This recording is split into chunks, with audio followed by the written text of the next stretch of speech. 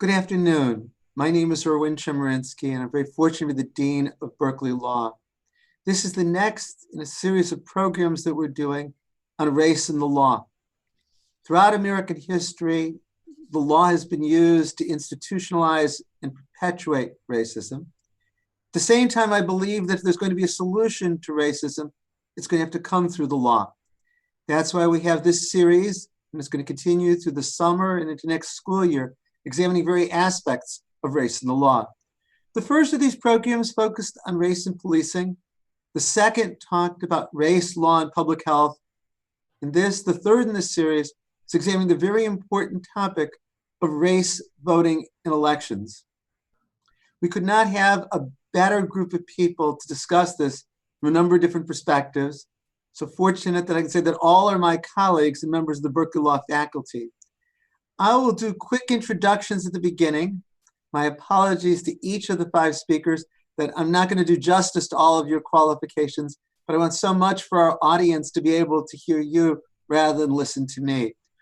Each of them will talk for about 12 minutes or so, and hopefully that will leave us some time for questions at the end. And I think you've received the instructions how to put the questions in.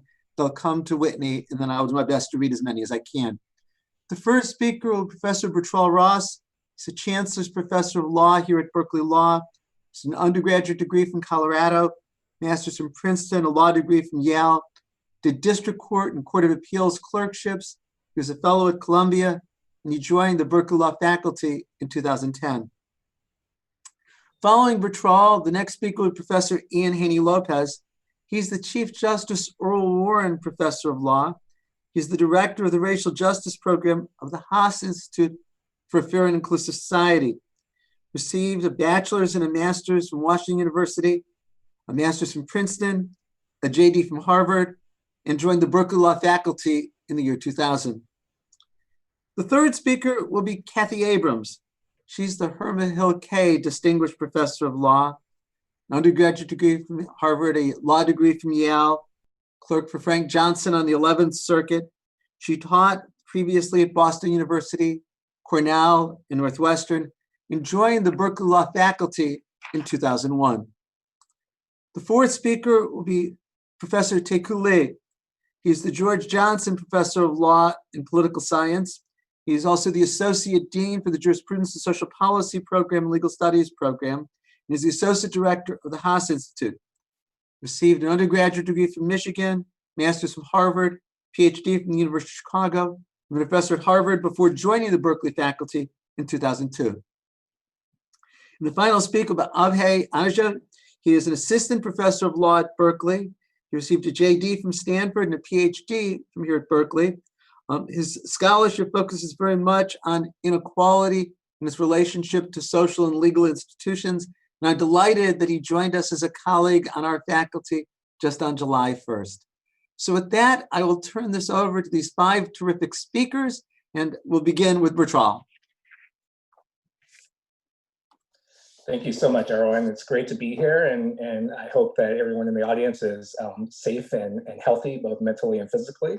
So I don't mean to be ahistorical, but I want to kind of focus on this particular election and thinking about race voting in elections. And I want to proffer that this is perhaps the most consequential election for African Americans and people of color more generally since the election of 1860. That election, of course, came in the face of an existential threat to the Republic, slavery, that destroyed the lives of African Americans and threatened the ongoing existence of the Union. This upcoming election comes in the face of existential threats to this country and to this world. The existential threats to our country are a pandemic and the potential for social disorder arising from it that has coincided with government promotion of race-based hate designed to distract from that very pandemic that feeds further into that potential for social disorder.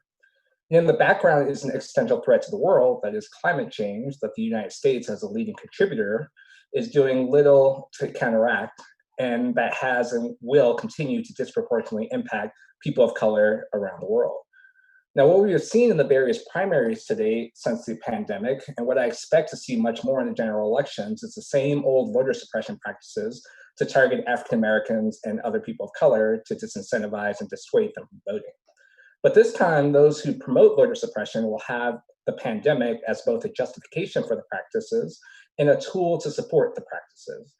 And we've already seen President Trump's effort to delegitimize mail-in voting during a pandemic. Republicans seem to be of two minds about this particular strategy.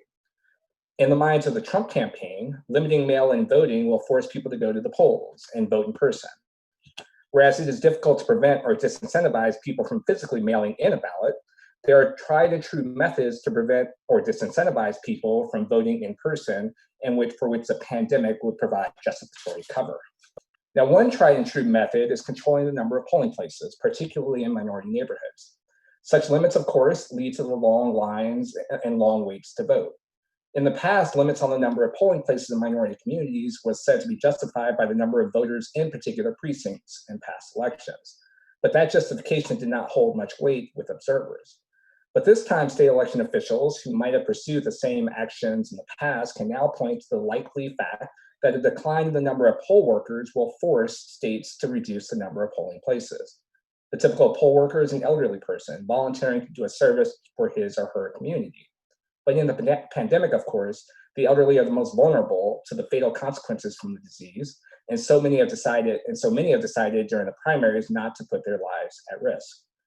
Fewer poll workers, fewer polls, and if things go according to how they have gone in the past, that will mean even fewer polls in minority neighborhoods and communities.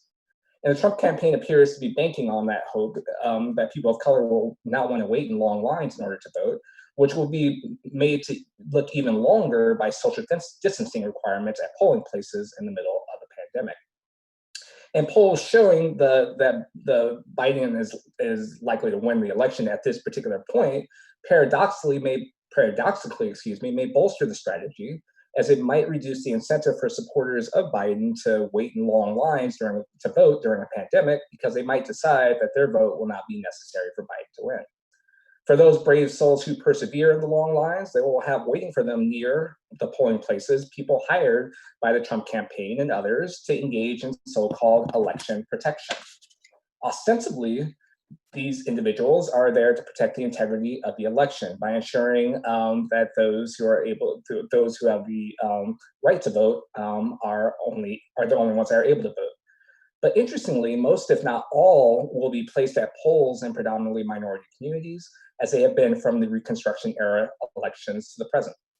And while it's unlikely that they will participate in violent acts against people trying to vote like they did in the Reconstruction era counterpart elections, they will be there to discourage voting through more passive intimidation and, more importantly, challenges to voter qualifications at the polls. In many states, an elector or a poll watcher can challenge a voter's qualification at the polls. And even though there will not be a legitimate basis for nearly all of these challenges, and even though the voter will eventually be able to vote in most cases, the effects of these challenges is to delay voting, so that those long lines will also be slow moving and will contribute to voter attrition. Now, none of these voter suppressive efforts are possible with mail-in voting, which is why the Trump campaign is trying to delegitimize mail-in voting and bringing legal challenges against state adoption of mail-in voting throughout the country. And finally, they're also threatening the funding of post offices, which are critical to any sort of mail-in voting process. Republicans are not all in agreement with this strategy, as some see mail-in voting as advantageous to their electoral prospects, as Republicans in past elections have disproportionately relied on mail-in voting. Now, a second age-old voter suppressive strategy that will be bolstered during the pandemic is a campaign of misinformation targeting people of color. This strategy was used effectively during the 2016 campaign and contributed to the lower than expected turnout of African Americans in places like Milwaukee and Detroit in the 2016 election.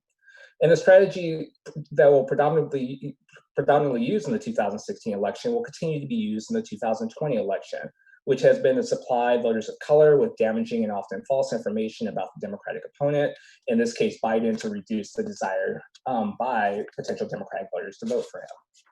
But in addition to this strategy, what will likely move to the forefront is a misinformation campaign about the logistics of voting. A misinformation campaign about how and where you can vote that will be even more effective in a pandemic, when people see in the news and by word of mouth that ways of voting are being adjusted throughout the country. Since information about how and where to vote is surprisingly hard to come by, Misinformation campaigns can be quite effective, as it will lead people to try to vote in the wrong way or at the wrong place. And even if voters realize that they have been scammed, they may not have the time, resources, or will to seek out the information and try to vote again. Finally, in the case of a Trump loss, there will be an election delegitimation campaign that was also planned for after the 2016 election that will also target the voting by communities of color. There will be claims of illegal voting by non-citizens. There will be targeting of mostly female and minority elected officials, or officials responsible for elections in states and localities for engaging in supposed corrupt processing and counting of ballots.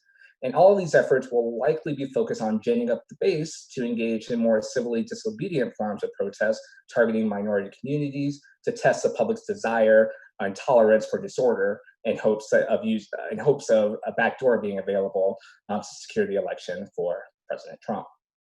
Now, coming out of my mouth, this latter scenario would have sounded outlandish even 3 years ago, but we are living in some politically outlandish times and must treat and prepare for anything as a possibility. So I guess what I would say in terms of this election with respect to thinking about race and voting, that we need to keep our belts buckled, because the next 4 to 6 months could be a rough and bumpy ride, particularly for communities of color seeking to exercise their fundamental right to vote. Thank you. That was great, Bertrall. I'm just going to go ahead and segue in. I mean, Haney López. So let me pick up where Professor Ross left off. Professor Ross is talking about this as the most consequential election, perhaps in more than 150 years. Thinking about it in terms of voter suppression, I think there's a couple of dynamics. One is the voter suppression that Professor Ross is talking about when we think about race and elections. One is the voter suppression. But I think we need to understand the voter suppression in the larger context of what I've written about as dog whistle politics. That is a purposeful strategy adopted by the right in the 1960s in response to the civil rights movement to use race as a way to mobilize, to energize, to agitate a majority of white voters. And so what you see is really a combined strategy of racial manipulation on the one hand that is designed to animate white voters, and voter suppression on the other that is designed to disenfranchise voters of color, and also coincidentally to disenfranchise many poor voters. And we should be clear, white voters, the poorest white voters, tend to vote Democratic. So the folks who are voting Democratic are being systematically disenfranchised, and this has both race and class elements. Okay, I want to start talking about this larger dynamic, but I want to start talking about it from the point of view of the Black Lives Matter protests. These protests are, by some measures, the largest protests in US history.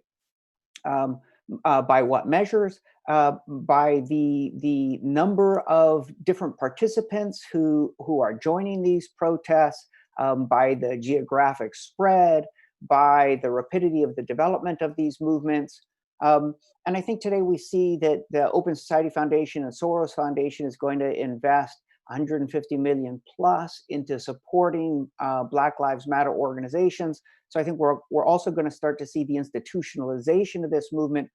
And the question I think that all of us should be asking is, what does it mean to have a new racial justice movement, perhaps the largest racial justice movement, the largest movement, point blank, in the context of a federal election that is going to focus on manipulating people into a sense of racial conflict and suppressing the vote for non-white and poor voters? And so one way we might answer that question would be to look at history and to say, well, we've seen large protests over racial injustice in the context of highly contested presidential elections. And probably the last time we saw that, we could look at either 1964, we could look at 1968. But let's focus on 1968 and let's say, listen, we had this large protest, and yet the country ended up electing Richard Nixon, who was campaigning on dog whistle themes of law and order and states' rights for the Southern right to continue to oppress and humiliate African Americans, forced busing, So many of the themes that Nixon used in 68, Donald Trump is used in 2016 and is using again in 2020. Why might 1968 be different, or why might 2020 be different than 1968? And here I want to really focus on the idea of the wages of whiteness, the wages of whiteness. What's happening right now, what has been happening over the course of the history of this country, is that powerful elites have used race as a basis for division. And the response to that, from the fusion politics movement right after the Civil War, that Professor Ross pointed to impliedly, to Martin Luther King's Poor People's Campaign, to our current moment, what's been happening is an effort to try and create cross-racial, class-conscious solidarity, cross-racial solidarity among working families. That failed in 1968, at least in terms of its ability to significantly change the direction of the country. Nixon won, then he won re-election in 1972 in a sweeping landslide, and then this sort of reactionary retrenchment of the country accelerated under Ronald Reagan. Why might this time be different? So let's think about the wages of whiteness, because to build a multiracial movement of working families, in essence, what you're saying is we are better off by working with people who look different than us, who have different religions, different national origins, different skin colors, than we are seeking status and benefits on the basis of being lighter. And if that's going to be true, people are going to say, well, what are the benefits of being lighter? And notice I'm saying being lighter as opposed to being white. Obviously, if you fall within the category of white people, your claim on being better is easier. But the attractions of whiteness are also available to lighter skinned people of color, be they African American or Latinx or Asian American. So whiteness, the status of claiming a higher position based on being lighter, that's the question before us. If you think about the wages of whiteness, you can think about it in terms of psychic terms and material terms. The psychic value of being white, of being lighter. In 1968, that was really high. That was the value of being culturally dominant, seeing oneself reflected in sports figures, in government figures, the sort of common sense of white superiority.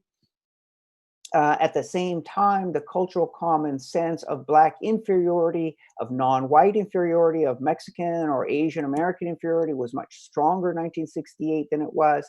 And if you think about the material wages of whiteness, being lighter, being white was an enormous advantage in 1968 in terms of access to schools, to neighborhoods, to unions, to boardrooms, to elected positions, to the officer class within the military.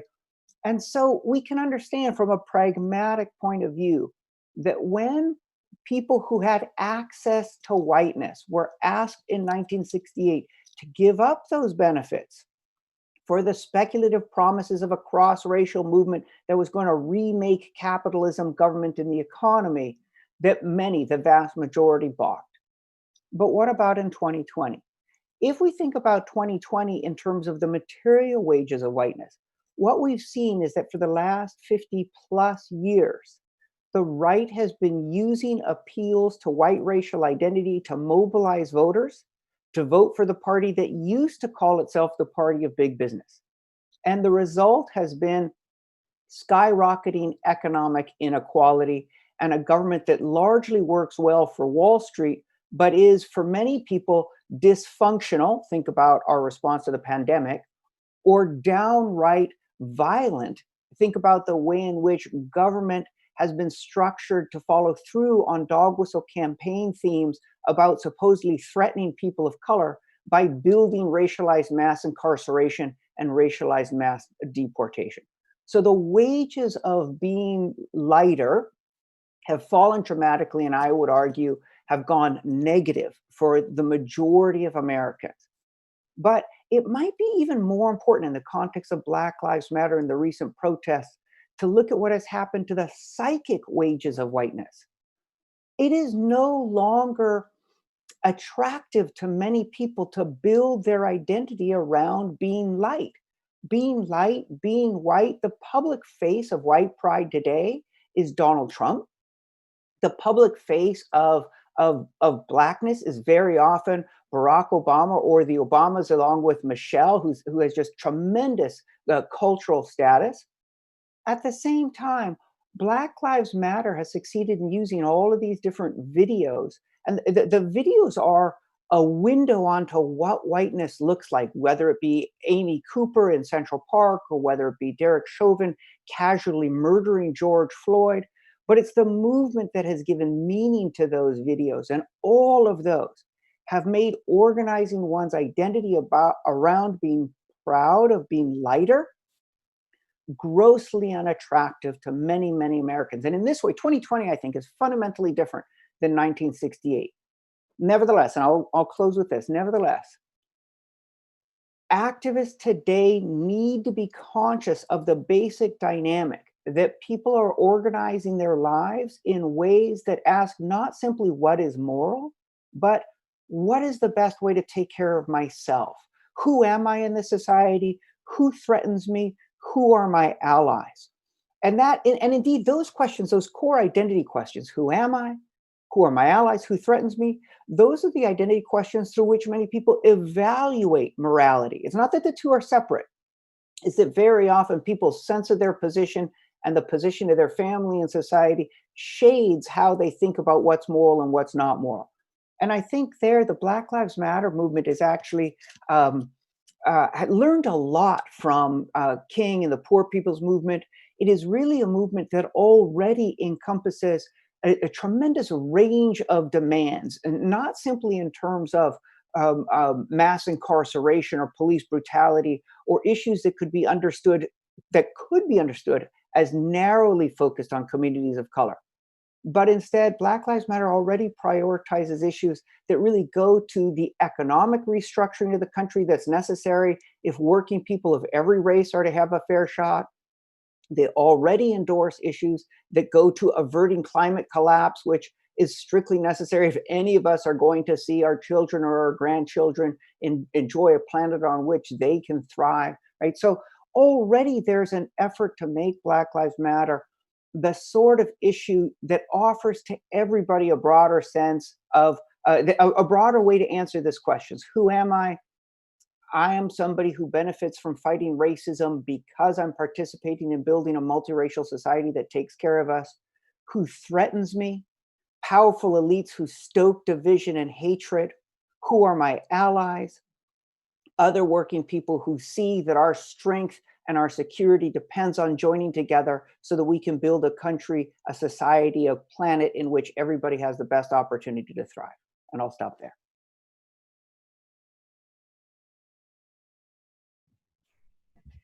Thanks to both of you who've preceded me. And I'm also really glad to be here. I'd like to move from the macro, which the preceding speakers have emphasized, to the micro, and to talk about some potentially promising news in a long-term effort to mobilize the Latino vote. And by that, I mean to increase both voter registration and voter turnout across election cycles.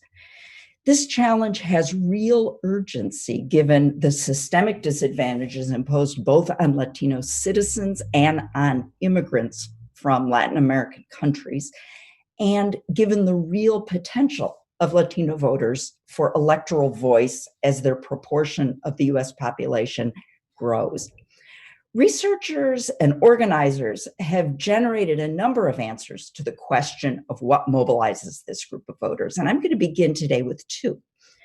First, Latino voters, like many voters, respond to specific issue appeals, and immigration is one important issue, although not the only issue, that mobilizes them. And second, face-to-face canvassing and other outreach based in the community has been particularly successful in registering and turning out this group of voters. Now, I'm going to talk about a strategy that has brought these two insights together: the organization of undocumented immigrants and members of mixed status families to do the face-to-face registration that brings immigration and other issues to the fore. I observed this effort while I was studying the immigrant rights movement in Phoenix, Arizona, a state with an increasingly empowered immigrant rights movement, as well as a large population and a burgeoning population of Latino citizens. Also a state which could end up being crucial in the upcoming election. I'm going to describe this strategy and the benefits it's had, both for Latino voter mobilization and for the immigrant rights movement itself. In Arizona, the imperatives of both immigrant organizing and Latino voter mobilization were thrown into relief by a policy called enforcement through attrition. This set of laws addressed undocumented migration by depriving immigrants of state benefits and subjecting them to excessive police and law enforcement surveillance in hopes of getting them to return to their countries of origin.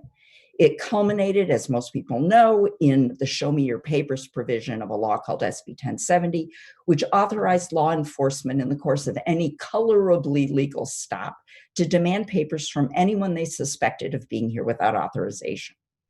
In Maricopa County, the greater Phoenix area, these laws were harshly enforced by Sheriff Joe Arpaio, who used neighborhood saturation patrols and workplace raids as a way of terrorizing undocumented communities. These laws galvanized a nascent statewide movement of those most affected, particularly undocumented people and those coming from mixed status families. They also captured the attention of nonprofits and others interested in the Latino vote, because all of these efforts were the product either of ballot initiatives or of those who were elected officials. Nonprofits like Reform Immigration for America or the Center for Community Change began putting money and bringing organizers to nascent immigrant rights organizations in order to try to engage Latino voters. Immigrant rights organizations, in turn, built campaigns around two key insights. The first, as organizers like to put it, was if you don't like the direction of the bus, it's time to change the driver. Those who hold elective office are key to continuity or change in the state.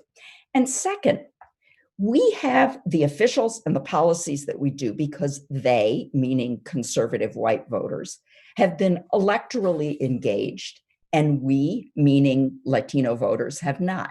So it's your responsibility as a voter to stop being part of the problem and become part of the solution by voting out those who are responsible and voting in those who can be more responsive to our communities. So to bring this point home, one of the first campaigns was a recall election against Russell Pierce, who was the sponsor of SB 1070. A distinctive feature of this campaign was that it used a team of dreamers as canvassers, particularly in the Phoenix area. They used the organizational and communication skills they developed in Dream Act campaigns to fan out across the area and speak to voters. They used their storytelling practices to share their families' experiences under enforcement through attrition. This was vital to make clear the stakes of the election to Latino citizens who might or might not have been directly affected by these laws or by the surrounding discourse. Against all odds, Pierce was defeated. And this success led to voter engagement campaigns and aimed at bringing more Latinos to Phoenix's city council and to unseating Sheriff Joe Arpaio. And for the rest of my time, I'd like to talk about two campaigns against Arpaio because they demonstrate the synergies between the immigrant rights movement and efforts to mobilize the Latino vote. The first campaign was called Adios Arpaio. It took place in 2012. It was run by Promise Arizona, a youth-based organization focusing on civic engagement, and Unite Here, a hospitality union with a growing Latino membership. The campaign used an official with enormous notoriety in Latino communities, Joe Arpaio, to register voters for an election that also had very significant state and national consequences. It also extended the strategy of using undocumented youth as canvassers, this time recruiting large numbers from local high schools. By recruiting close to 2,000 younger students who didn't have the experience or the polish of dreamers, who themselves became organizers or team leads in the campaign, this campaign democratized the youth movement and introduced activism to a larger, younger cohort. These canvassers played a similar role in illustrating the stakes of the election, in critiquing the practice of non-voting in the way I described earlier, and in engaging voters about problems in their neighborhoods, from bad pavements to sparse streetlights to inadequate public parks. They listened to their frustrations and they encouraged them to seek answers by going to the polls. These appeals were ultimately successful with voters. Although the campaign failed to unseat Arpaio, who won by the narrowest measure of his career thus far, the Adios Arpaio and related campaigns by other pro-immigrant organizations registered more than 50,000 new voters.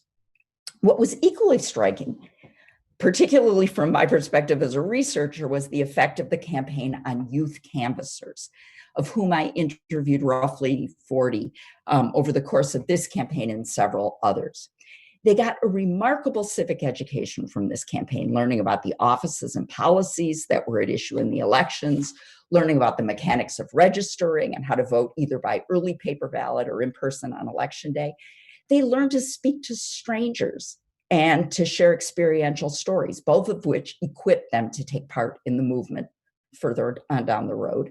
They learned to elicit and respond to the concerns of their co-ethnics in a variety of neighborhoods, gaining a sense of how their municipality did and didn't serve their communities. And they learned about electoral accountability, not just broadly the power of having one's voice heard, but the power of removing from office those who don't serve their communities. As one young man put it to me, just as we put them in, we can take them out. Most importantly, canvassers through this process experienced a sense of membership in the political community and investment in the electoral process. Note the use of the we in the quote that I just told you about. This was true even though the vast majority of canvassers were and would remain ineligible to vote. They felt that they played an active role in the electoral process by persuading those who had the opportunity to exercise their rights. As one young man said, every time I convinced a voter, I felt like I voted myself. It was as if I had voted 1,000 times. They also began to feel like members of the communities they canvassed, and as if elected officials were accountable to them as well as the citizens of their communities. One young woman who was canvassing said, as if she were speaking to elected officials, at the end of the day, you work for us. Despite these enormous benefits for voters and canvassers, there were still some shortcomings to Adios Arpaio that gave organizers pause. First, its primary reliance on youth canvassers traded on some of the dreamer exceptionalism that the movement was beginning to question. For example, the suggestion that youth were somehow more deserving of support because they were there through no fault of their own. Also, the approach to voting treated it as the product of an individual decision rather than an ongoing relationship between candidates, parties, and a community. Although canvassers frequently reported people saying, this is the first time anyone's come to this neighborhood to talk to me about an election, the question of outreach to and devaluation of the Latino vote was not specifically raised by the campaign. These issues were addressed in a different way in the successor campaign called Basta Arpaio, which took place in 2016. Now, I should say this took place in a somewhat more promising political environment. Arpaio had been the subject of a court order in a federal lawsuit for unconstitutional racial profiling, and he had managed to earn himself a contempt citation. This campaign was run by 3 community-based organizations that serve both youth and adults, compared with Promise Arizona, which was youth-focused. The most striking feature of Basta Arpaio, from my perspective, is that it reflected a movement from an individualist and exceptionalist set of assumptions to a more relational, community-based set of assumptions in mobilizing the Latino vote. Those staffing the campaign represented a broader segment of the immigrant rights movement, not just undocumented youth, but undocumented parents or members of mixed status families. The voters targeted were broader. The primary goal was to register Latino voters, but canvassers also sought to register other voters of color, and interestingly, single white women, on the theory grounded in research that both of those groups were potential allies on immigration issues. Most notably, the appeal was more collective. In the view of this campaign, voting wasn't simply an individual choice. It was the product of an engagement between candidates, parties, and prospective voters. The critical diagnosis was not simply that the community failed to come out to vote, but that the community had become quiescent, in large part because it had been neglected by candidates and by major parties over generations. The answer was to provide a different community-based form of outreach and make clear that by working together, we can claim the political power that will command the attention of candidates and parties and ultimately make a difference. Persuasion in Basta Arpaio did not occur solely one-on-one, nor did it rely exclusively on youth canvassers. Instead, it used a variety of means to enable prospective voters to feel both the pleasure and the power of being in community. Canvassing was supplemented by gatherings that resembled block parties. Activist moms recruited other moms by doing Zumba against Arpaio. Voters got a chance to experience themselves as part of a group that would flex its collective muscle through the electoral system. Basta Arpaio helped to bring Arpaio's reign of terror to an end.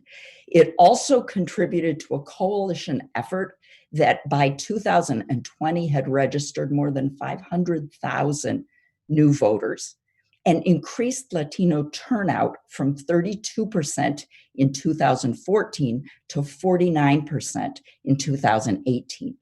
The campaign also reflected a maturing movement in which both youth and adults could be activated and educated, and in which participants could experience the power of pro-immigrant community in Greater Phoenix and feel that they could demand accountability from elected officials, from local officials, all the way up to, at that time, President Obama. Thank you.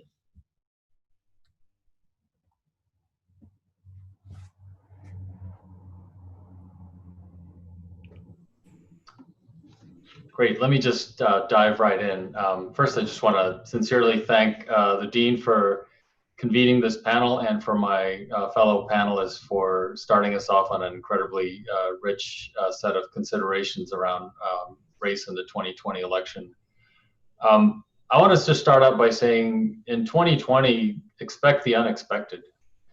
In most US presidential elections, we're familiar with a cadence and rhythm between the time that candidates declare their interest and the evening when results are counted and a winner is declared. And the typical beats of a presidential election year include political scientists like me and pollsters who wager forecasts and feel horse race polls about who is likely to win and why. And political science forecasting models are usually really good and correctly predict who will win, sometimes as early as Labor Day, the year before the election. And this year, the first of the most recognized half dozen or so forecasting models, this one is by Helmut Norpoth, called a primary model. It's already out with a prediction. And Norpoth declared in January with 95% certainty that Donald Trump would be reelected in November. Poll aggregators like 538, Princeton Election Consortium, Votomatic, they're also usually remarkably good. In 2020, so far, they predict the exact opposite outcome. As of yesterday, 538's aggregation of A-grade polls shows Biden leading Trump by about a 10 percentage point margin. So the first key point that I think political scientists like me should make on any panel about the 2020 election is that this is unlikely to be a typical presidential year. Why? I think the first reason is simply to remember what happened in 2016, that all the leading forecasting and poll aggregating models confidently predicted a win for Hillary Clinton, and Clinton lost.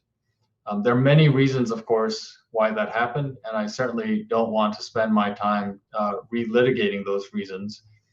But I think we should acknowledge a lesson many of us first learned, and one that we unfortunately continue to learn in often shocking and lethal ways, which is that Donald Trump is singularly effective at disrupting and dismantling political norms and institutions. The fall from our longstanding expectations about campaigns and campaigning and about the comportment of candidates and parties and voters has been literally bottomless. Another lesson from 2016 is that for a whole host of reasons beyond the scope of this panel, our elections have increasingly become vulnerable to October surprises that could completely upend the outcome. In fact, we are still 3 months away from October, and we are already facing 3 singularly rare events that are surely changing the dynamics of this election. The earthquake that is the coronavirus pandemic, the social, economic, political crises that are its aftershocks, and then the related but also distinct and building tremors of protest politics and democracy done in the streets. That is the aftermath of 4 police officers killing George Floyd in broad daylight. And as is implied by the earthquake metaphor, all 3 events have their foundations in fault lines that reveal underlying structural problems in American society and in the way that our politics and our economy is organized. And we cannot understand these underlying structural problems in all 3 cases without understanding the role of race as an organizing principle in America. My 2 points so far have been: first, expect anything; second, expect race to be central in whatever that anything is. Let me just say a little bit more about what I mean by expect anything. I think we have to keep in mind that for 2020, there are more than 2 possible outcomes to the presidential election. In stable, consolidated democracies of the sort that we assume the United States to be, we can expect 2 outcomes to accompany 2 major party candidates. Either candidate A wins or candidate B wins, and the litmus test for democracy's stability, as Adam Przeworski famously put it, is when democracy is the only game in town, when no one can imagine acting outside of democratic institutions, and when all the losers want to do is try again within the same institutions under which they have just lost. It is unclear to me that in 2020 that all the losers on either side will want to do is wait 4 years and just try again within the same institutions under which they have just lost. So to be specific, I think the reality is we have 4 possible scenarios in 2020. Trump wins and the Democrats accept the outcome. Biden wins and Trump accepts the outcome. Biden wins and Trump refuses to accept the outcome. Trump wins and the Democrats refuse to accept the outcome. The 3rd and 4th scenarios of the loser not conceding is, I think, more plausible than any of us could have imagined a few years ago. For Trump, the effort to delegitimize democratically held election outcomes is a tactic that he already rehearsed in the last weeks of the 2016 election when he thought he would lose. And since being president, Trump has done nothing but wave the flag of election fraud throughout his presidency, and he constantly tweets ominously about his generals and his support of forceful policing of peaceful protest. And for Biden, I think if the Democrats lose because of foreign interference, voter suppression, or any other kinds of systemic corruptions and shenanigans, I think Biden and Democrats may not go as quietly into the night as Al Gore did in 2000. The force and the frustration behind the Black Lives Matter protests that have made 2020 our spring of discontent, I think just will not allow it this time. I've used a good chunk of my time without saying anything about polling numbers, which is what I spent a lot of my professional time analyzing. And so let me dangle the temptation that I do have some fresh, potentially important findings to share from the analysis that I just did over the weekend.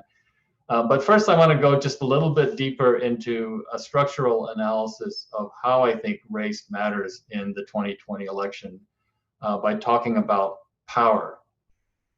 So, we've all seen how our politics more and more is defined by the kind of factionalism that James Madison warned us about. And many have observed that since 2016, the lines that have traditionally factionalized the country by party, ideology, identities are increasingly becoming redrawn along a pro-Trump, anti-Trump axis.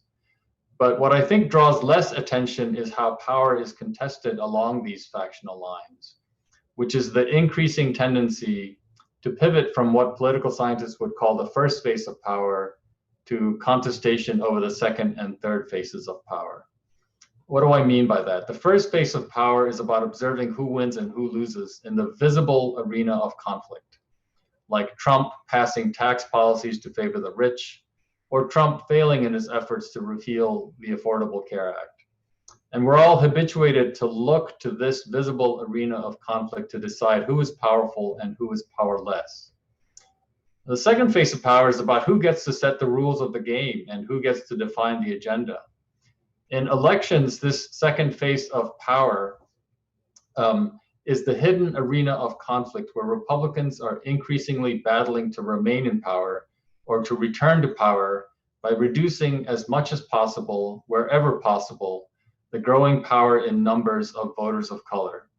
So in this hidden arena of conflict are efforts to scrub voter registration rolls, enact new voter identification laws, organize partisan efforts at voter intimidation, retain existing felon disenfranchisement laws, require re-enfranchised ex-felons to effectively pay a poll tax, contest access to voting via mail-in absentee ballots, selectively locate in-person precincts to ensure grindingly long lines in communities with voters of color, and so on, and so on, and so on. And I would say even efforts to curb immigration, deport Americans without papers, deny a pathway to citizenship, tamper with the 2020 census count with a citizenship question, these too are also efforts to impose agenda-setting power for electoral gain. That descent from the first phase of power to the second phase of power, of course, precedes Trump, even if he has weaponized the tactic. The further descent to the third phase of power, I think this may be among Trump's most durable legacies. This third phase of power is the power to shape our beliefs, our awareness of our interests, our sense of agency. This is the invisible arena of power over our minds. With Trump and his waves of populism, demagoguery, and conspiratorial thinking that he rode in on, the influence of this hidden power, I think, has taken on a new urgency. Our political discourse today is rife with chants of fake news and the emergence of new entries to our popular lexicon like post-truth and gaslighting. And Trump is remarkably effective at manipulating and monopolizing news cycles for the purposes of dividing, deceiving, deflecting, and distracting. It is no accident that Trump is also leading a frontal assault on mediating institutions that inform the public and adjudicate facticity. Most prominently, the mainstream media, but I would say also universities, the scientific community, and evidence-based federal agencies like the CDC. And here I would acknowledge and appreciate Professor Ross's important point about the likelihood that there will be an organized and targeted misinformation campaign aimed at confusing people in 2020. We may find it offensive that we've been pulled down into this arena of contesting facticity, but that is where we are. That may sound all doom and gloom, but I would say, keep in mind that this third phase of power can also be a commanding site of organizing and resistance. If you think about why and how recent social movements like Occupy Wall Street, the Dreamers, Me Too, Black Lives Matter, have been awakened, I would say a key spark has been to transform belief and agency. And Professor Abrams's presentation about Adios Arpaio and Basta Arpaio, I think, makes the case about the democratic potential of contesting in the second and third phases of power. Okay, I promised one more thing, and I'm going to try to do this quickly. So Some fresh insights from polling data. Here, I'll share my analysis of, I think, one of the most ambitious data collection projects around an election campaign called Nationscape. The project involves interviewing 6,000 to 7,000 Americans every week from July 2019 through the end of this year. And to date, this Nationscape project has already interviewed 318,000 Americans about the 2020 election. For full disclosure's sake, I'm on the advisory board of this project. For today's panel, I wanted to look at one simple, important question. I would say Trump has reactivated and re-engineered the role of race in American politics along two fronts. The politics of them, of othering groups that his base of voters resents and scapegoats for all their perceived ills, and also the politics of us, of fostering a sense of belonging and in-group pride among his sense of voters. So the simple question is, how important is race likely to be, and which of these two, the us or the them, is likely to be a stronger influence? I'll skip over some of the details of the measurement. The them measure here is favorability or unfavorability towards Blacks, Latinos, Asians, Muslims, the LGBTQ community, and undocumented Americans. The us measure here is favorability towards evangelicals, whites, the police, and white men. Those are the items available in the survey. The measurement properties here are very robust, and if you do a factor analysis, they're actually two separate factors. The three outcomes that I looked at here are presidential approval, expected vote choice between Trump and Biden, and intention to vote. And I control for factors like age, gender, education, income, Democratic, Republican partisanship, and political interests. And so here are the three key findings. The us versus them group favorability is significantly associated with all three measures: presidential approval, vote choice, and even intention to vote. For presidential approval and expected vote choice, these are the largest effect sizes among any. They're twice as big as identifying as a Democrat or Republican in their association to presidential approval and expected vote choice. And then the third, in some ways the most surprising and perhaps most significant. For white Americans, the in-group belonging measure is consistently more powerful than the out-group othering measure.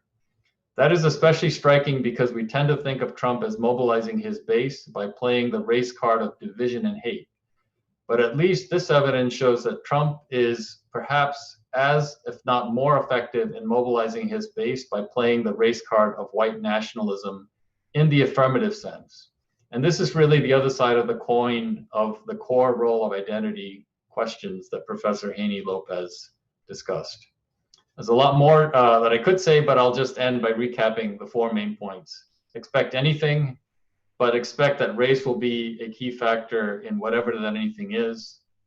We should focus our attention on the ways in which race is being deployed and contested in the hidden and invisible arenas of power. And finally, some fresh data analysis suggests that the politics of us may be doing more work in 2020 in mobilizing Trump's base than the politics of them. Thank you. Great, thanks, Taeku. So I want to start just by thanking Dean Chemerinsky and my colleagues for allowing me to join this conversation. It's really a privilege to be here, especially in just my second week as I'm a member of the Berkeley faculty. So I'm going to spend a few minutes talking about voting and race through the lens of economic history. As I'm sure our audience is well aware, and as my colleagues have just described, in recent years, we've seen a wave of new franchise restrictions across the country. These restrictions have taken numerous forms: cutbacks to early voting, photo ID requirements, and other types of restrictions that are believed to burden minority voters. And these types of laws are really being enacted everywhere. By some counts, as many as half the states in the US have now adopted some new form of voting restriction in just the last decade. And of course, they're made all the more burdensome by the current pandemic. Now, much of the public discussion in this area has focused on how these policies and election law more generally shape electoral outcomes, like minority voter registration and turnout, as well as minority office holding. And with good reason. Outcomes like turnout and the presence of minority politicians in office can really help us to assess the quality and representativeness of our democratic institutions.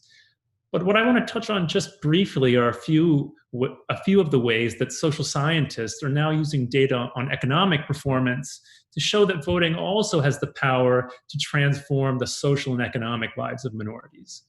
In my own research, I've studied this question by examining the impact of one of the most important episodes of minority enfranchisement of the past century, which is the passage of the 1965 Voting Rights Act, or the VRA.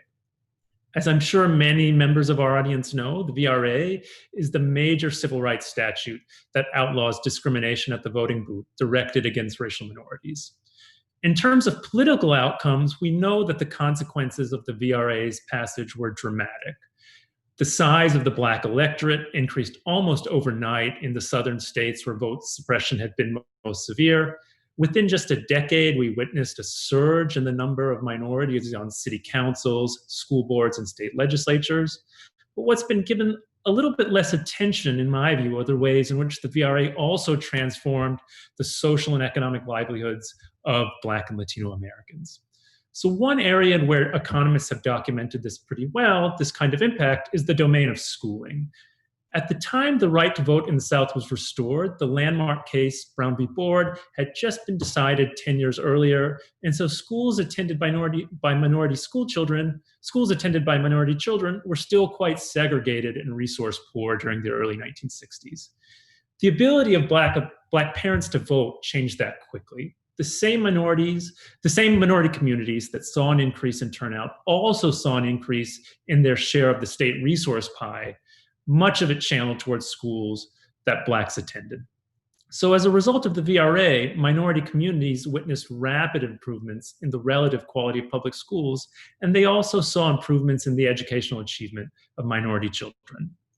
A second way that voting power translated into economic gain was by facilitating access to the safety net. We often forget, I think, that the VRA was passed against the backdrop of President Johnson's sweeping war on poverty, which included programs like Head Start, food stamps, and other forms of government assistance.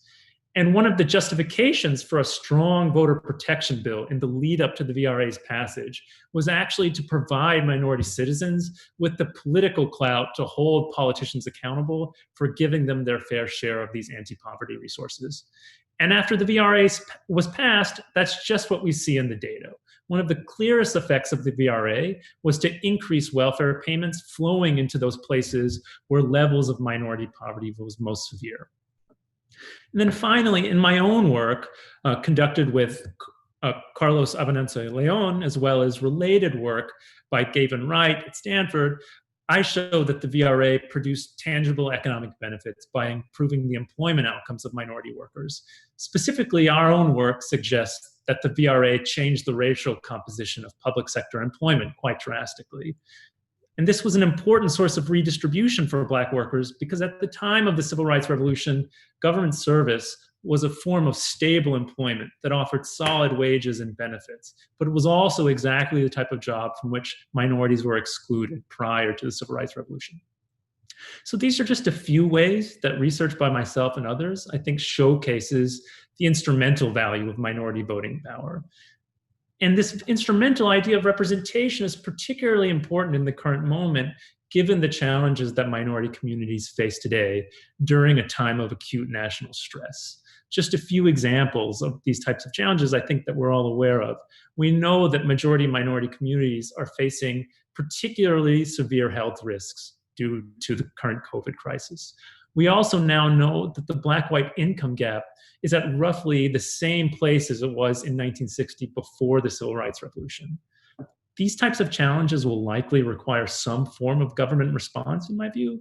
And both history and the data, I think, now tell us that minority democratic participation will be key to ensuring these types of challenges are addressed.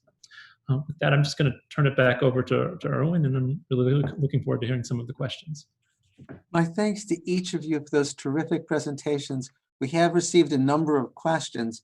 The first question was, in Republican National Committee versus Democratic National Committee on April 6th, the Supreme Court kept a federal district court from extending the time for absentee ballots to be received.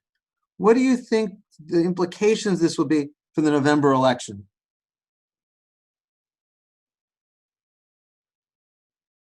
No. Does a member of the panel want to take that on? Bertrall, thank you. So it's going to be an interesting issue that's going to arise in terms of time to receive absentee ballots. And I think it goes to a broader question in terms of what's going to happen at the election counting stage and what that might feed into in terms of the narrative about the election as to whether it's rigged or not. Now, I think that allowing for the receipt of ballots that are postmarked by election day will accord with people's expectations as to when they can vote. And so to the extent that they are allowed to vote and send their ballot in on election day postmarked and have it be received by the election administrator 3, 4, or 5 days afterwards, I think that that accords with expectations, what California does, and what other states have done as well. So I don't think that that's particularly problematic. I think it will be democracy enhancing.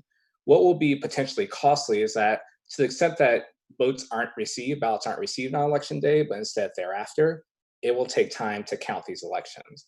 And in our real-time need for immediate decisions or solutions or whatever society that we face right now, there is the problem that, that itch to know who won may lead to sort of media overreaction. We saw this a bit in Iowa with the caucus in terms of what's going on, something went awry, and then that could feed into the narrative that President Trump may have incentives of promoting that this is evidence that something has been rigged. And so one of the things that's going to be important going forward is setting expectations as to when ballots will be counted, when the election will be decided. It likely will not be on Tuesday, November 3rd. It may be November 5th, 6th, 7th, 8th, and that may accord with the need to count all the ballots that are received that have been postmarked by election day. And so there's a report that I joined that was led by Rick Hasson at UC Irvine that is trying to sort of provide this education to both media and to the public at large that this is a different election than the past, in the sense that to the extent that we have more mail-in ballots and more absentee ballots that are coming in a little bit late because they're postmarked on election day, it will take some time to count the ballots. Does anyone else want to speak in response to that question? Let me ask the next question. In 2013, in Shelby County versus Holder, the Supreme Court struck down a key provision of the Voting Rights Act. This effectively nullified the part of the Voting Rights Act that required that jurisdictions with a history of race discrimination in voting get pre-approval before significant change in their election system. Has this had a demonstrable effect on what you've been discussing in terms of minority participation in elections? Do you see an effect for this election?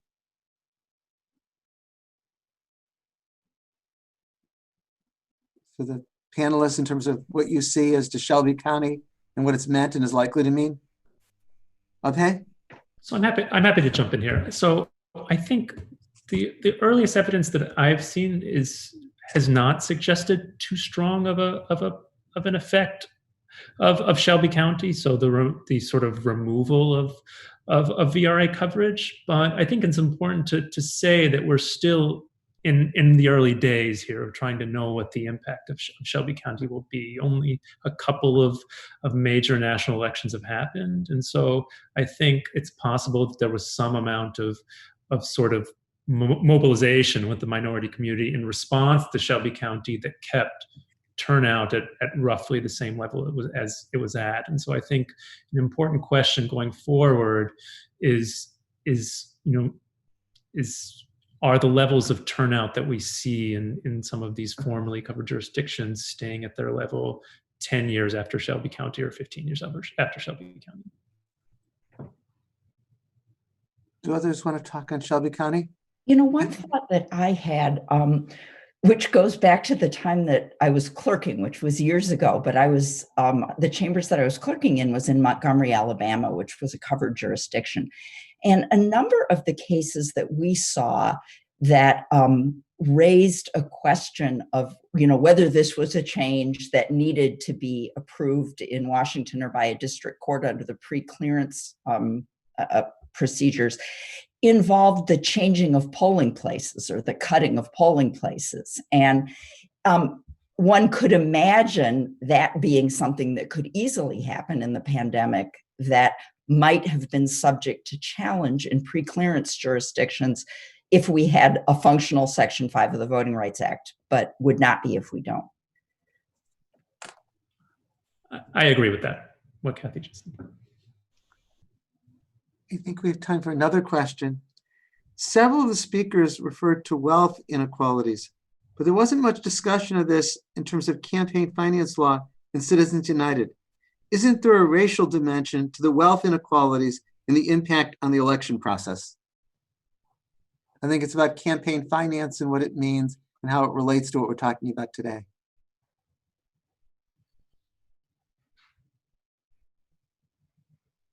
Ian? Yeah, sure. I would say, look, these two issues are inseparable, and I wouldn't separate out Citizens United from Shelby County. They're of a piece. What we've seen since 1963, and I'm thinking about Barry Goldwater, a reactionary faction of the Republican Party disagreed with the direction the Republican Party had gone in terms of supporting activist government, in terms of supporting a New Deal style government in which government regulated capitalism, built routes of upward mobility, and committed to progressive taxation, taxing the rich and corporations more than working people.